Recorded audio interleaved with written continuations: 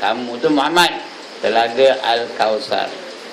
Ya, Telaga Al-Kausar yang airnya lebih putih daripada susu, lebih manis daripada madu. Itu dia air Telaga Al-Kausar. Sekali minum airnya, tak ada dahaga lagi selama-lamanya. Forever and ever and ever and ever, tak ada dahaga lagi. Ya. Itu Telaga Al-Kausar. Orang yang dapat minum Telaga Al-Kausar ialah orang yang berjaya melepasi titik Siratal Mustaqim. Bila dia melangkah aja nak masuk ke syurga, belum masuk syurga apa buat? Minum dulu. Minum dulu Telaga Al-Kausar. Bermakna dia berjaya lah tu. Itulah dia orang yang benar-benar bahagia apabila dia berjaya dapat meminumi air Al-Kausar itu.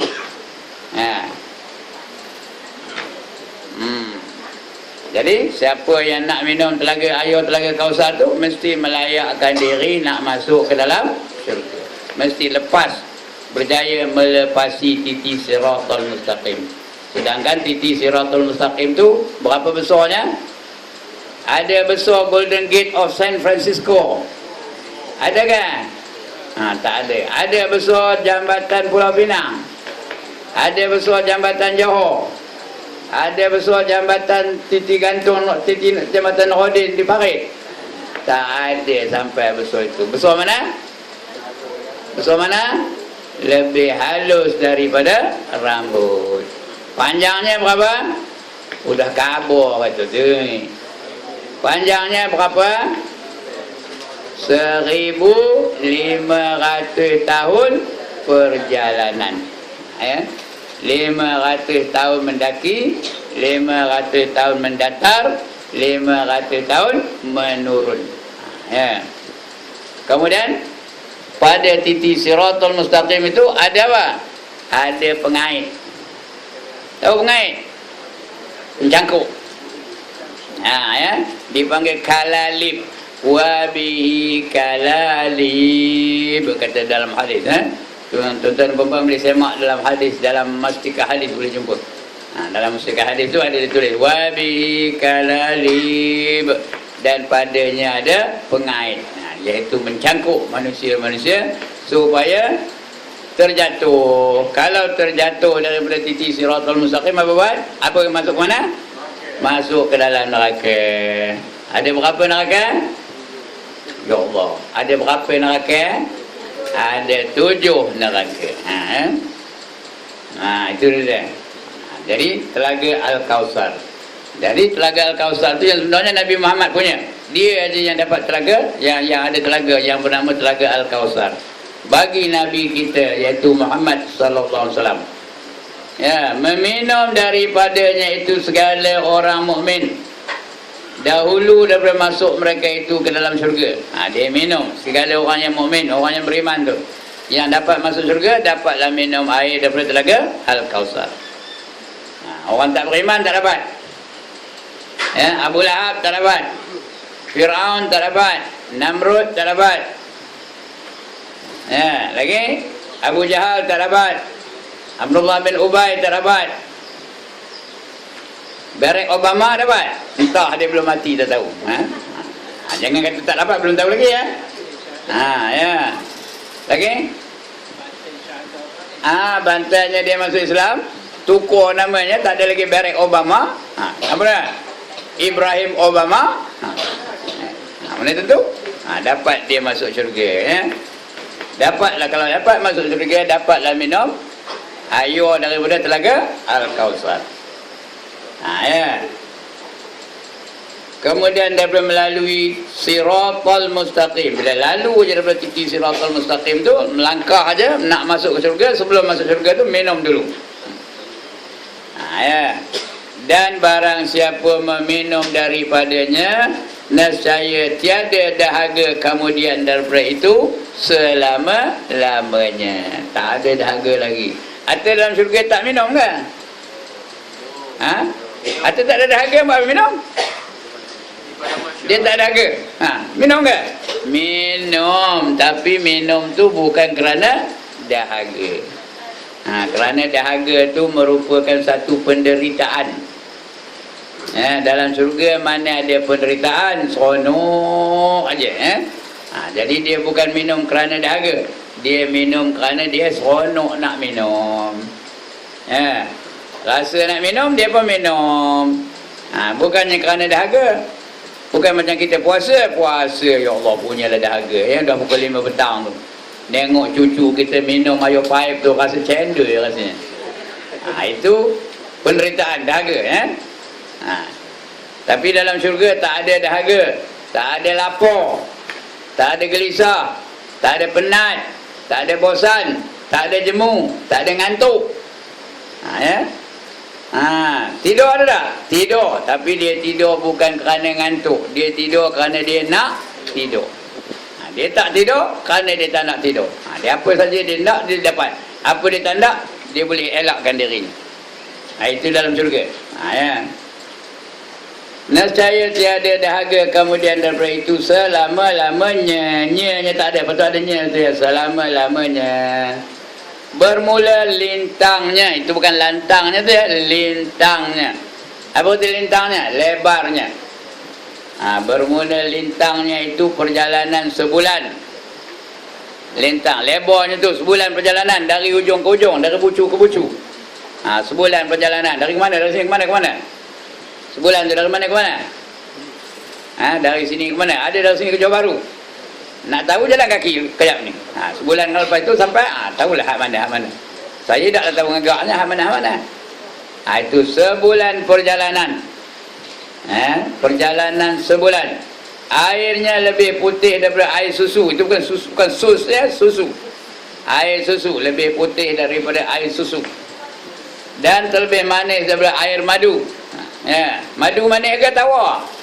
Manis ke pahit? Pahit. Madu manis ke pahit? Manis. Asyik ngapa tak madu? Kalau manis patutnya ndaklah madu. Ini dengar madu tu, getar-getar badan. Tapi bagi orang depan ni, madu manis ke pahit? Manis. Orang belakang tu yang katakan pahit. Sudah ada yang menyolang mata tengok saya tu. Gatal benar ustaz tu katanya. Betul kata tu? Okey. Apa yang betul? Gatalnya ke mananya tu? Gatal tu ya? Okey. Baik. Lebih putih daripada susu dan lebih manis daripada air madu. Dan daripada kelilingnya itu beberapa kendi. Apa kata kendi? Cebok. Kendi itu cebok. Sebilang-bilang bintang di langit. Banyak ke sikit? Banyak. Jadi tak ada risau, takut tak cukup cebok, tak ada risau. Ada je cebok. Karena Tuhan jadikan sebilang-bilang manusia. Dan sebilang-bilang kendi. Dia tak ada pula tak cukup, tak ada. Tuhan tak tahu ngira kan? Berapa ramai orang masuk syurga, berapa ramai orang yang lepas titi siratul mustaqim, berapa banyak kendi nak disediakan. Tuhan tak tahu mengira ke? Tuhan lagi bijak mengira ya, bandingkan dengan kita. Dan lagi ya. Demikian lagi wajib atas mereka itu bahawa percayakan hisab. Semua kita ni akan dihisab oleh Allah Ta'ala ya. Apa yang dihisab? Segala nikmat yang Allah bagi kepada kita ni dihisab oleh Allah Ta'ala. Thumma latus'alunna yawma idzin 'anin na'im. Sekali lagi. Thumma latus'alunna yawma idzin 'anin na'im. Kemudian kamu akan ditanya pada setiap nikmat yang kamu terima di atas dunia ini, semua akan ditanya oleh Allah Ta'ala. Everything will be accounted for. Nothing is going to be left out. Tak ada apa benda yang akan ketinggalan. Tak ada. Semua akan diambil kira. Itu namanya hisab. Cek betul-betul. Kalau banyak kereta dia mati, tinggal kereta banyak apa? Lambatlah dia masuk ke dalam syurga. Kerana hisapnya lama. Ya, itu sebab tuan-tuan dan puan-puan, orang kaya yang bertakwa, kaya tapi takwa, berbanding dengan orang miskin yang bertakwa. Dulu orang miskin yang bertakwa itu masuk ke dalam syurga berapa tahun? 500 tahun. Sebab itu sahabat-sahabat dulu kaya-raya, tetapi matinya tidak meninggalkan sebarang harta. Habis harta itu dibelanjakannya di jalan Allah. Ya, nombor satu Rasulullah. Kalau Rasulullah nak kaya boleh tak? Boleh benar. Dia cucu kepada Abdul Muttalib. Abdul Muttalib tu ketua kaum Quraisy pada ketika itu. Ya. Masa dia jadi ketua tu, cuba tengok dalam dunia ni, ketua-ketua kampung kaya ke miskin? Kaya, melebihi daripada pendapatan dia kadang tu, ya. Punya kayanya. Ya. Zaman dulu pun serupa lah juga. Kalau dia jadi ketua, kaya-kaya lah. Kemudian sudah dewasa, Nabi tu kahwin pula dengan perempuan yang paling kaya di Mekah. Siapa namanya? Siti Khadijah, the richest widow in Mecca at that time. Kalau dia nak hidup senang-senang aja, ya. Tapi habis hartanya dibelanjakan oleh Rasulullah di jalan Allah, dalam perjuangannya menegakkan Islam. Mati aja Rasulullah, wafat Rasulullah itu, apa yang ada? Tak ada apa yang tinggal. Malahan baju besinya masih tergadai kepada seorang Yahudi. Kerana apa? Kerana nak menyara hidup isteri dan anak-anaknya. Khadijah tu pula tak pernah merungut-rungut, tak pernah masam muka, tak pernah marah. Sentiasa senyum aja dengan suaminya. Kasih sayang dia dengan suaminya sampai dia meninggal dunia. Dia meninggal dunia pada tahun yang dia diisrakan. Dan dimi'rajkan tahun itulah, tahun duka cita namanya. Kerana meninggalnya isterinya yang paling dikasihi oleh Nabi Muhammad sallallahu alaihi wasallam. Udah mati tu disebut-sebut lagi tu. Nabi sebut, ini Khadijah suka benar ni kalau tengok ini Khadijah tak berapa suka dengan ini Khadijah marah ini Khadijah seronok ni kata. Dia ngabur tu depan Aisyah pula tu. Aisyah tu siapa? Madu kepada Khadijah. Cuba kita kalau ada dua lah, puji isteri yang satu tu depan isteri yang lagi satu. Apa tahu? Melayang-layang periuk belanga. Tahu? Periuk belanga terbang melayang-layang lagi. Ya Allah, tak apa kenapa? Menghentam mai belakang katanya. Takkanlah tak tahu lagu itu. Tahu nampak tak tu. Apa sambungnya? Sambungnya apa? Now I would like to tanya, kalau you yang kena apa? Dia minta lagu budak ni tak tahu betul lagi tengangin. Tak pernah dengar. Apa dia? Wife you juga cemburu buta, what will you do? Kami ingat Ustaz Azmin siapa aja ke pandai nyanyi. Ustaz Ibrahim pun pandai nyanyi tau. Itu dia. Dipujinya Siti Khadijah tu di hadapan Aisyah. Sampai ditegur di Aisyah, yang Rasulullah puji orang tua tu ngapa? Kata dia Aisyah. Nak jealous dia. Aisyah tu budak lagi. Jadi kalau dia jealous, dia bukan boleh menahan perasaan dia. Dia lepaskan aja lah. Pasal dia budak lagi. Masa itu belasan tahun Rasulullah wafat, Aisyah tu hanya umurnya 19 tahun tahu. Rasulullah wafat umurnya berapa? 63. Jadi maknanya ketika itu Aisyah masih berbudak lagi lah, umur 13, 14, 15 gitu ya. Lalu ditegurnya Nabi, yang Rasulullah sebut nama orang tua selalu tu ngapa katanya. Kata Rasulullah, kamu jangan cakap macam itu wahai Aisyah. Lembut je Rasulullah ngajar Aisyah ya. Dialah isteri yang paling aku kasihi. Dialah yang mengorbankan seluruh hartanya kerana Islam. Dialah orang yang pertama beriman dengan Allah dan Rasul. Dia juga telah mendatangkan bagi aku beberapa orang anak. Punya hebatnya Aisyah tu. 6 orang anaknya. Apa dia? Bukan Aisyah, Khadijah. Dia kahwin dengan Nabi umur berapa? 40 tahun. Lepas tu 6 kali beranak. Tera tak beranak? Tera. Punya tera je. Kalau orang Melayu macam tu je. Sudah 40 tahun kahwin apa tak?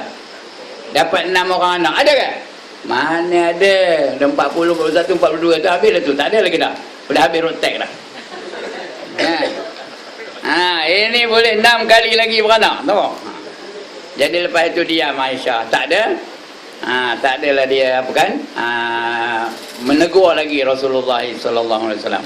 Itu dipanggil tahun duka cita. Jadi untuk menghiburkan hati kekasihnya, Allah bawa Nabi Muhammad berekspedisi. Tahu ekspedisi? Bawa berjalan, nengok dunia orang. Dia bukan nengok dunia ni, nengok selain dari dunia sampai bawa ke langit. Itu hebatnya. Dia bawa sampai ke langit.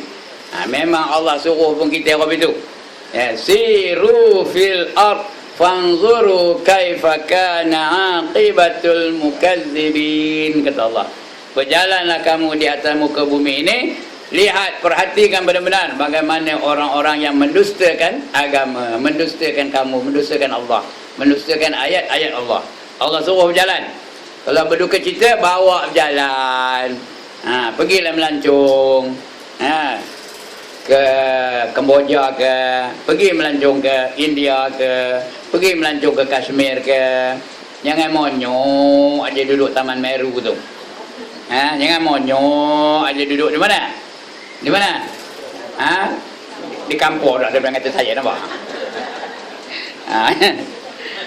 Berjalanlah ya. Begitulah peristiwa Isra' dan Mi'raj itu berlaku. Karena Allah nak hiburkan hati kekasihnya Muhammad sallallahu alaihi wasallam. Jadi soalan ni, hisab ni ya. Semua orang akan dihisab. Sebab itu kalau kita ada harta apa buat? Infakkan di jalan Allah. Dihisab-hisab juga. Tapi apa kamu gunakan harta kamu? Mau bagi derma kepada kota raja, bagi derma kepada ini pembangunan ini ya. Besok akan dapat ganjaran daripada penginfakan kita tu. Faham ke? Keinfakan, pendermaan kita tu akan dapat ganjaran dari Allah Subhanahu Wa Taala.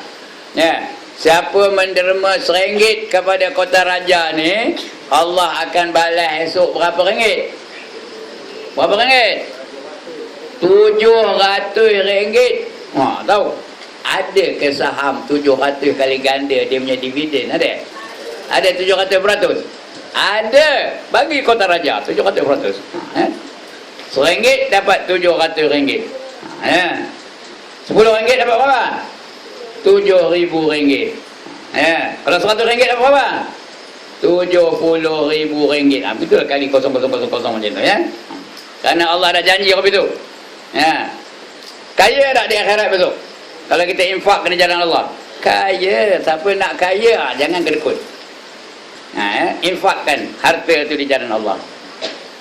Allah dah janji dalam Quran, masalul ladzina yunfiquna amwalahum fi sabilillah kamasali habbatin ambatat sab'a sanabila fi kulli sumbulatin mi'atu habbah. Sambung. Wallahu yudha'ifu liman yasha. Sama lagi. Wallahu wasi'un alim. Bandingan mereka yang menafkahkan harta mereka di jalan Allah adalah seperti seorang menanam sebiji benih yang tumbuh darinya 7 tangkai. Pada tiap-tiap tangkai terdapat 100 biji benih. Itulah selemah-lemah pembalasan dari Allah. Dan Allah itu perbendaharaannya amat luas. Lagi Allah Maha mengetahui. Itu dia ya. Itu dia, dihisap. Akan dihisap besok. Apa yang dihisap? Segala nikmat yang kita terima. Umur kita macam mana dijalankan, macam mana kita gunakan. ilmu kita di mana kita sampaikan, apa kita gunakan ilmu kita, mata kita macam mana kita gunakan, telinga kita macam mana kita gunakan, lidah kita apa kita guna, macam mana kita gunakan. Sebenarnya everything will be accounted for, ya. Harta kita macam mana kita gunakan, masa kita apa kita gunakan, dan sebagainya semua, ya. Semua orang esok akan dicek. Dia ada satu persatu, semua orang tengok tau. Sekarang dipersembahkan biodata Ustaz Ibrahim, kata. Esok sana tak ada panggil Ustaz pun, ya. Sekarang dipersembahkan biodata Ibrahim, kata. Dia tunjuknya ada skrin besar benar tau, sebesar-besar tu, tunjuknya biodata Haji Ibrahim, ya. Daripada umur 15 tahun sejak dia akil balik sampai dia mati, dia apa dibuatnya semua ditunjuk. Itu namanya hisab. Cek satu persatu. Masa itu orang yang derhaka kepada Allah punyalah malu, gugur segala daging-daging mukanya tu, tinggal tulang aja. Ngapa malu? Ngapa malu? Ditayangkan semula perbuatannya. Kalau dia nyemur kain ketang dada, nampak gambarnya. Ya. Nyemur kain ketang dada. Siapa tengok? Siapa tengok? Kita semua tengok. Ya. Piramli tengok, hang tua tengok, hang jebat tengok, hang lekir tengok. Lagi Mustarjo tengok. Kenapa? Ibrahim tengok, Saleh Kamil tengok, Sarimah tengok. Lagi apa? Ling Yatimah tengok, Ros Yatimah tengok. Lagi Marilyn Monroe tengok. Tak kena-kena? Ngatakan ada Elizabeth Taylor nengok, lagi Rock Hudson nengok, Tony Curtis nengok. Hei, anda ada ustaz ni? Ya, semua nengok. Lagi apa? Barack Obama nengok, lagi Saddam Hussein nengok, Idi Amin nengok, lagi Husni Mubarak nengok, Bashir Assad nengok. Semuanya nengok belaka. Itu yang malu tu. Itu namanya hisab, ya. Tapi ada orang hisabnya ringan. Ada tak? Kalau orang yang hisabnya ringan siapa? Iaitu mereka yang menerima kitab amalnya dengan tangan kanannya. Fa amma man utiya kitabahu biyaminih. Sambung. Fa sawfa yuhasabu hisaban yasira. Lagi wa yanqalibu ila ahlihi masrura. Barang siapa menerima kitabnya dengan tangan kanannya, maka dia dihisab dengan hisab yang ringan. Ringan aja hisabnya, cek lebih kurang aja. Malaikat-malaikat di custom di akhirat besok dia cek lebih kurang aja. Macam kita turun dari KLIA lah, kalau balik dari Mekah dia cek benar-benar ke, cek ringan-ringan aja. Ringan-ringan je, lebih kurang je. Pak Haji ada beli kapet, tak ada selongkor beg pun, tanya je. Pak Haji ada beli kapet, apa jawab Pak Haji? Tak ada. Padahal dalam beg tu ada berapa lah? Ada 6 lah. Ya? Dia tahu ke tak? Tahu, tapi saja je, lepas gitu je, ringan ceknya. Mak Haji ada beli mah? Tak ada. Mana ada? Padahal Mak Haji kalau pergi Mekah tak ada beli mah Mekah, tak sah hajinya.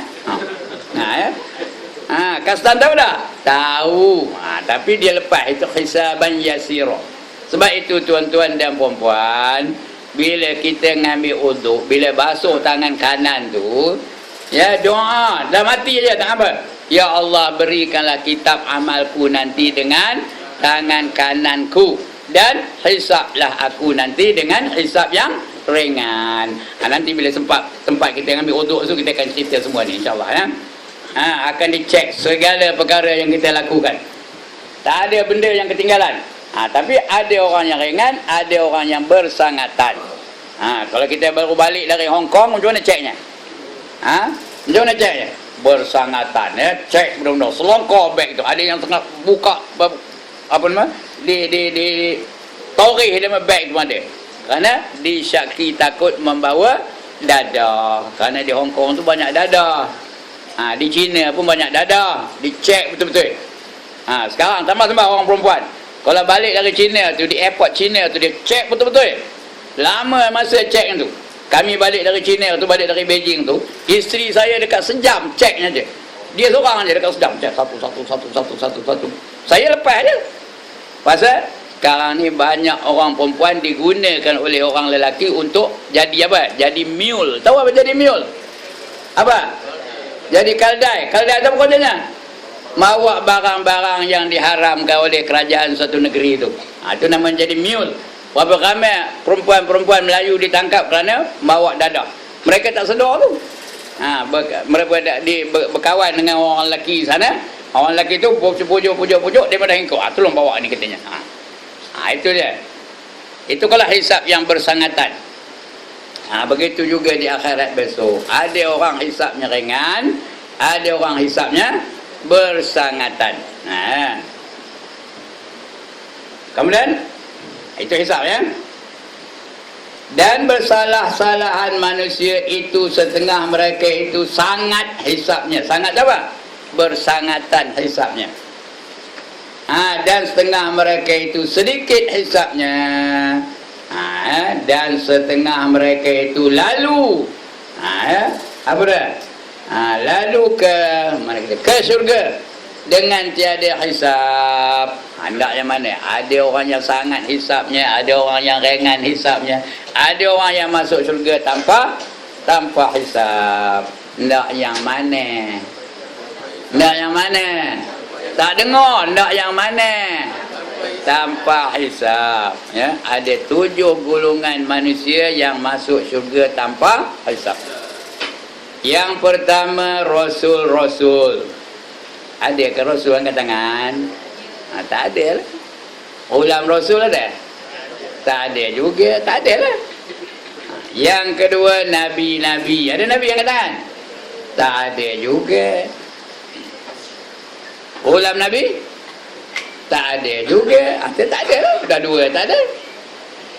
Yang ketiga, sahabat-sahabat yang dijanjikan syurga tanpa hisap tu. Seperti Khulafaur Rasyidin, ya. Abu Bakar, Umar, Osman, Ali. Lagi Abu Talha, Abu Huzaifah, Abdul Rahman bin Auf, ya, Abu Ubaidah bin Al-Jarrah dan sebagainya. Orang-orang itu tak ada juga. Itu bukan kita, itu zaman sahabat ada. Itu yang ketiga. Yang keempat, orang-orang yang mati syahid. Ini ada harapan kita tak? Ada harapan tak? Harapan ada, ya. Kalau kita mati syahid, kita pun nanti akan masuk dalam syurga tanpa hisap. Ya. Tapi nak berjuang lah. Kalau hendak aja berjuang tak siap, mana dapat? Ini hebat no. Kalau minta wa amitna bi mauti syuhada, mati kalau kami seperti matinya para-para orang-orang yang mati syahid. Hebat nak minta tu. Tapi ajak berjuang tak hendak. Jenuh bagi borang, akan pulang balik borang tu.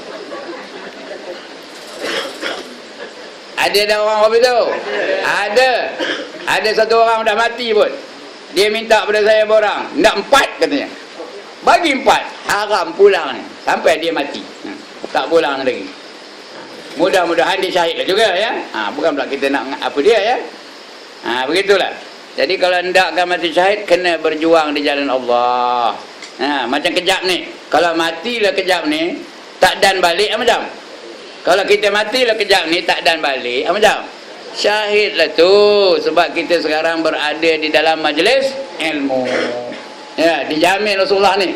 Man kharaja min baitihi fi talabil ilmi fahuwa fi sabilillahi hatta yarji. Barang siapa keluar dari rumahnya dengan tujuan untuk menuntut ilmu, maka dia sentiasa berada di jalan Allah sehingga dia kembali ke rumahnya. Ya, kita dah balik belum? Kalau mati kejap ni macam? Mati di jalan Allah. Mati di jalan Allah, mati apa keluarnya? Mati syahid lah. Okey, nak tanya, siapa nak mati kejap ni angkat tangan?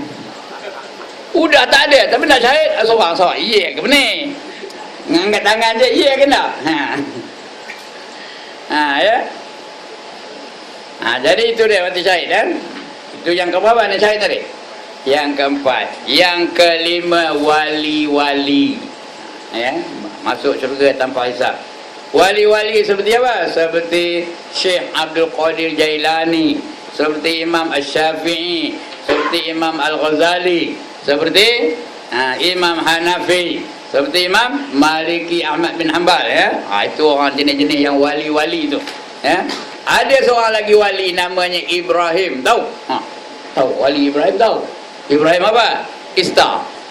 Ibrahim Ista kan? Bukan. Ibrahim apa? Ibrahim bin Adham. Itu wali, ya. Orang jenis itu masuk syurga tanpa hisab. Yang berapa dah? Yang kelima. Ini nak pergi yang keenam. Yang keenam. Ya, yang keenam. Yang keenam, orang-orang yang sangat sabar.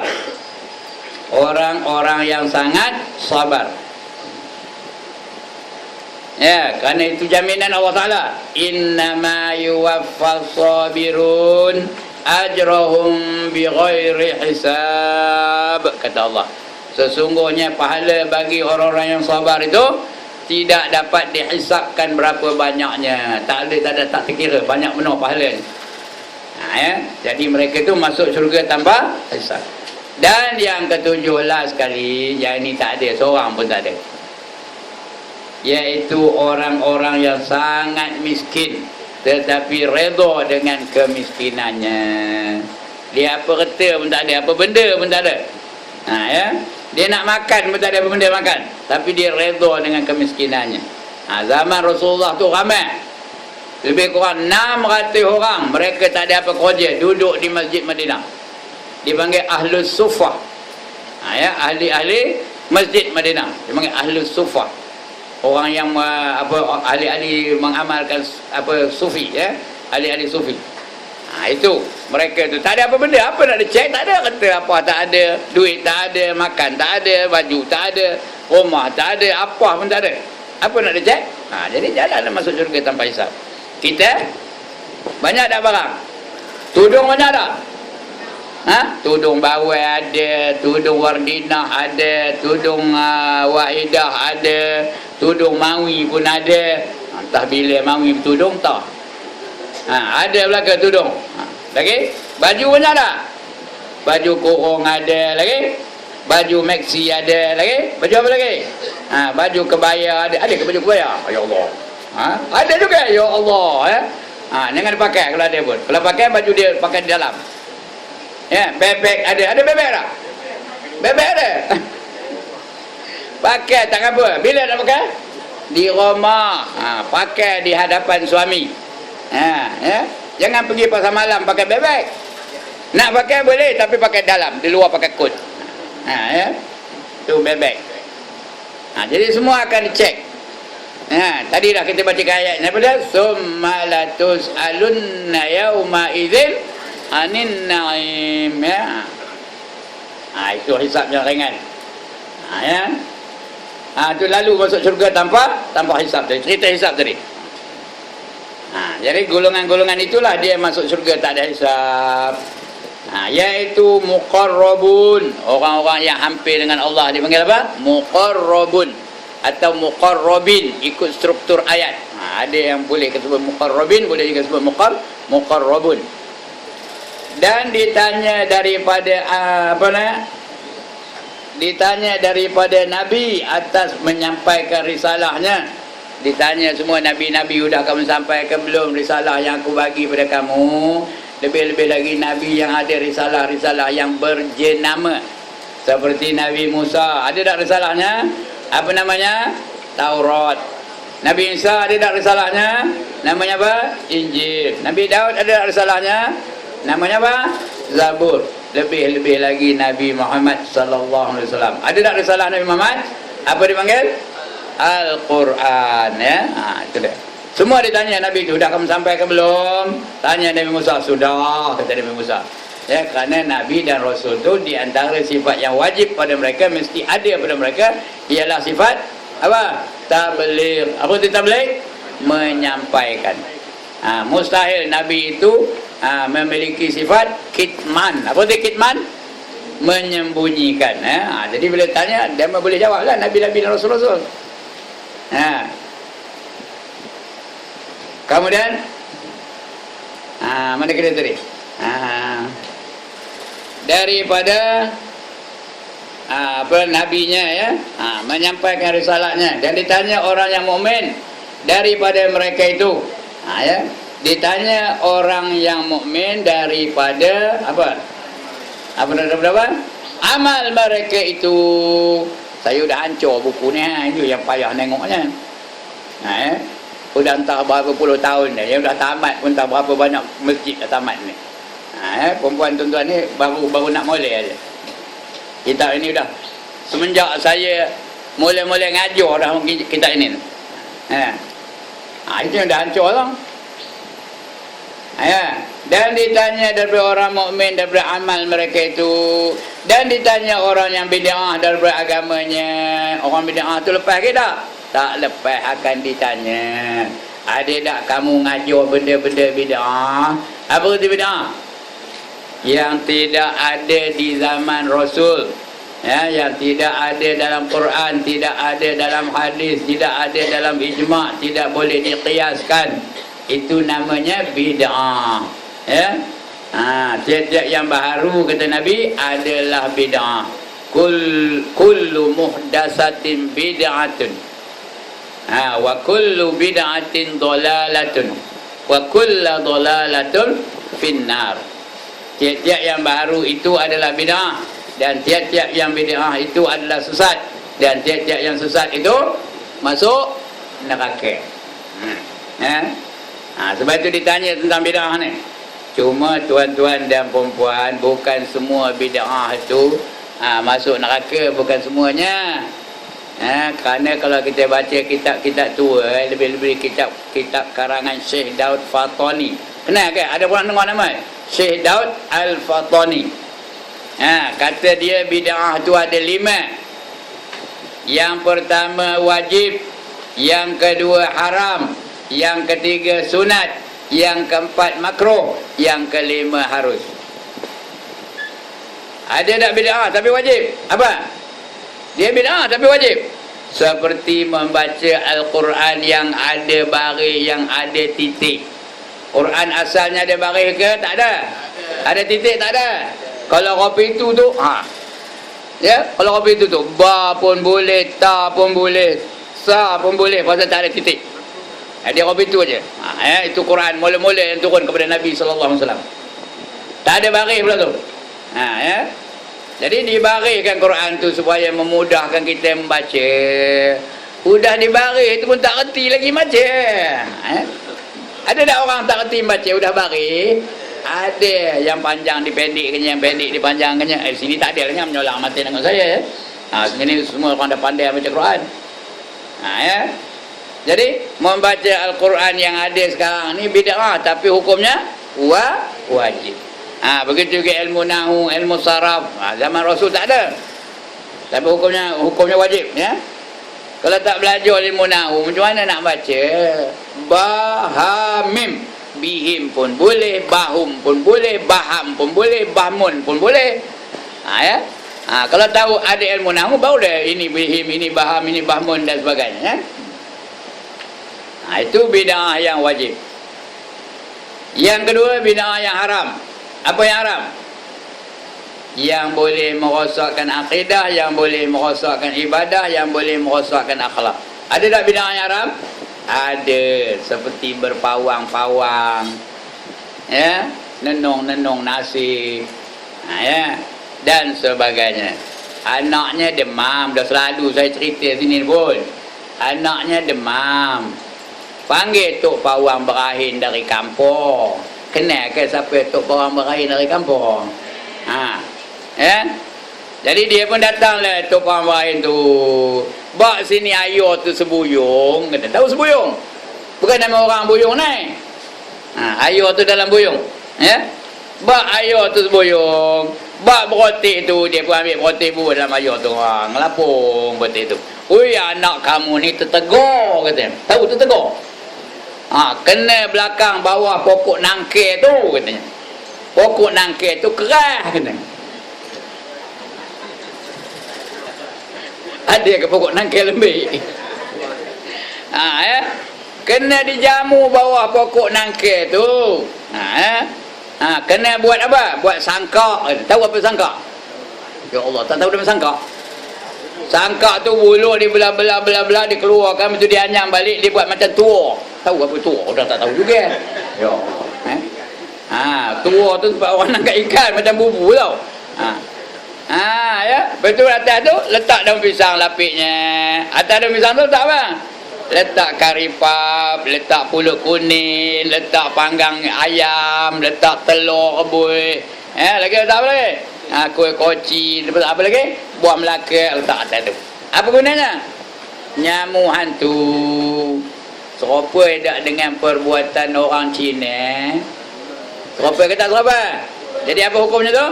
Syirik, haram lagi syirik. Kafir jadinya. Kerana dia menyerupai penyembahan orang kafir. Itu bid'ah tu, bid'ah yang haram. Ada bid'ah yang apa? Tadi wajib, betul haram, betul? Yang sunat. Apa bid'ah yang sunat? Seperti sembahyang tarawih berjamaah. Zaman Rasul tak ada jamaah. Bermulanya sembahyang tarawih jamaah tu di zaman Sayyidina Umar. Itu mulanya. Kerana masa itu Umar dah dapati tak ada lagi orang yang nak sembahyang tarawih. Umar ni semasa dia jadi khalifah, dia bukan duduk di sana tau. Dia malam-malam apa kerjanya? Round aja. Tengok apa yang dibuat oleh rakyat ni. Tengok dia Umar dah tak ada lagi orang sembahyang tarawih. Ada pun sikit benar lah. Maka Umar keluarkan satu dikri. Tahu apa dikri? Ya Allah, dikri bukan degree, dikri. D-E-C-R-E-E. Apa? Perintah diraja. Itu namanya dikri. Keluarkan satu dikri. Semua orang mesti semayang tarawih di masjid. Maka penuhlah masjid lepas itu. Dari situlah sampai hari ini kita semayang tarawih berjamaah. Jadi itu bid'ah tu. Tapi bid'ah tu apa hukumnya? Sunat. Itu bid'ah yang sunat. Ada tak bid'ah yang makruh? Apa bid'ah yang makruh? Seperti menghiasi masjid, seperti menghiasi sejadah dengan gambar-gambar, seperti menghiasi macam-macam lah benda-benda yang bid'ah, ya, seperti apa namanya, menghiasi tempat-tempat ibadah, surau dan sebagainya. Itu bid'ah yang makruh. Seperti kenuri lepas orang mati, tu ada kenuri, ya, hari pertama, betul, hari kedua, betul, 3 hari, betul, betul, 40 hari, betul, meratui dan sebagainya. Itu bid'ah yang makruh. Makruh lagi bid'ah. Bukan tahlil tu makruh. Tahlil tak apa, tahlil lah. Yang makruhnya apa? Apa ni? Mamam ni. Ya, lain kali tak payah bagi mamam. Kalau ada orang mati, panggil tahlil, lepas tahlil apa? Tuan-tuan dan puan-puan, terima kasih kerana datang tahlil. Baliklah, tak ada apa-apa kata. Ada satu kitab saja yang katakan diharuskan kerana dia niat sebagai sedekah. Ada satu kitab tu, ya, sebagai sedekah. Tapi kalau tak ada mati, tak ada sedekah pun. Dah mati orang ada sedekah. Jadi apa salah ditukar?